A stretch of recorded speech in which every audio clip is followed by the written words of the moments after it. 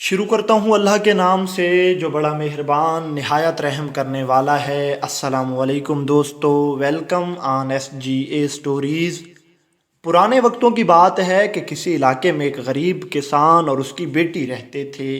वो किसान सारा दिन खेतों में हल चलाता और सब घर के काम उसकी बेटी किया करती थी। उस किसान के पास दो गधे थे। कभी किसान एक गधे से हल चलाता तो कभी दूसरे से हल चलाता। दिन गुजरते गए। एक दिन उस किसान की बेटी बीमार पड़ गई। किसान के पास कुछ पैसे जमा नहीं थे कि वो अपनी बेटी का इलाज करा सके। उसका सारा सरमाया वो दो गधे थे। उन्हीं दो गधों से वो अपने और दूसरे लोगों के हल चलाता और उससे जो मुआवजा मिलता उससे वो घर का गुज़र बसर चला लेता। उसकी बेटी बीमार हो गई तो उसने सोचा कि क्यों ना इनमें से एक गधा बेच दूं। मैं तो एक से भी काम चला लूँगा, लेकिन बेटी का इलाज बहुत ज़रूरी है। गरीब किसान अपना एक गधा लेकर मंडी में चला गया।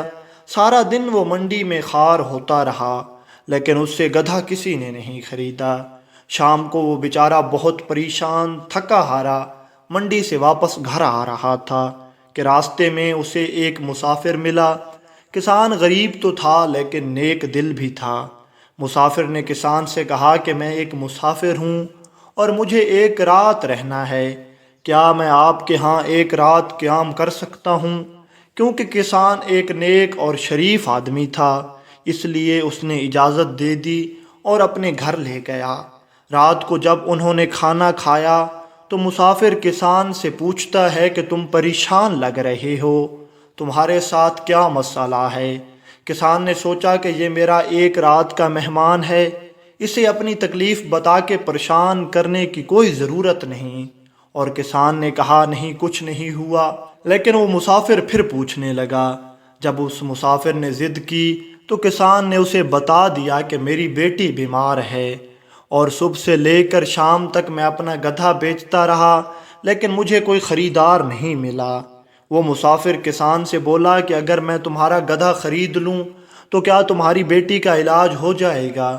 किसान खुश हो गया। उस मुसाफिर ने उस गधे की कीमत अदा कर दी और उससे वो गधा ख़रीद लिया। किसान ने सोचा कि अगले दिन मैं सुबह को पहले पहले अपनी बेटी का इलाज करवाऊंगा। किसान और उसकी बेटी घर में सो गए और किसान ने उस मुसाफिर को घर से बाहर चारपाई डाल दी और वो मुसाफिर भी उस पर सो गया। अभी आधी रात का वक्त था। किसान की बेटी उस मुसाफिर के पास आई और उससे कहने लगी, मैं तुम्हारे साथ भागना चाहती हूँ, तुम मुझे यहाँ से लेकर भाग जाओ। वो मुसाफिर बेचारा बहुत परेशान हुआ। वो एहसान फरामोश नहीं था, उसे किसान के एहसान याद आ रहे थे। लेकिन किसान की बेटी ने कहा कि अगर तुम मुझे यहाँ से लेकर नहीं भागे तो मैं शोर कर दूंगी और इलाके वाले तुझे मार देंगे। अब डरता क्या ना करता, उसने बात मान ली और वो किसान की बेटी से पूछने लगा, अगर हम भाग भी जाएं तो किस चीज़ पर जाएंगे? तो किसान की बेटी कहने लगी, दो गधे खड़े हैं, दोनों ले लेते हैं। एक पर तुम सवार हो जाना, एक पर मैं सवार हो जाऊंगी और इस तरह इस शहर से बाहर निकल जाएंगे।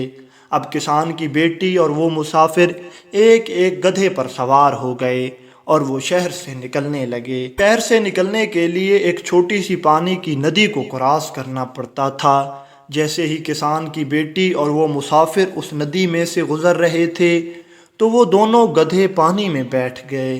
वो मुसाफिर गधे को मारने लगा और उसे उठाने लगा, लेकिन वो गधे उठने का नाम नहीं ले रहे थे।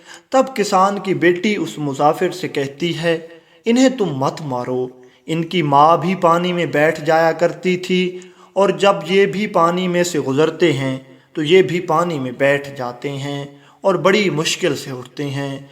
उस मुसाफिर ने उस किसान की बेटी से कहा, अगर इनकी माँ पानी में बैठ गई थी और इस वजह से ये भी आज पानी में बैठ रहे हैं, अब अगर तुम मेरे साथ भागकर शादी कर रही हो तो क्या कल हमारे बच्चे भागकर शादी नहीं करेंगे? लिहाजा मैं तेरे साथ शादी नहीं कर सकता और ना ही तुम्हारे साथ भाग सकता हूँ। किसान की बेटी और वो मुसाफिर वापस घर आ गए। اگلے دن اس مسافر نے کسان کو پیسے دیے اور اس کا علاج ہو گیا۔ کسان کا بھی اس دنیا میں کوئی نہیں تھا اور اس مسافر کا بھی کوئی نہیں تھا۔ وہ مسافر وہیں کسان کے ساتھ رہنے لگا اور بالآخر کسان کی بیٹی اور اس مسافر کی شادی بھی ہو گئی اور وہ دونوں ہنسی خوشی رہنے لگے۔ اس سے ہمیں یہ سبق ملتا ہے کہ آج ہم جیسا کریں گے کل کو ہماری اولاد بھی ویسا ہی کرے گی۔ اولاد کو نیک اور شریف بنانے کے لیے والدین کا نیک اور شریف ہونا بہت ضروری ہے۔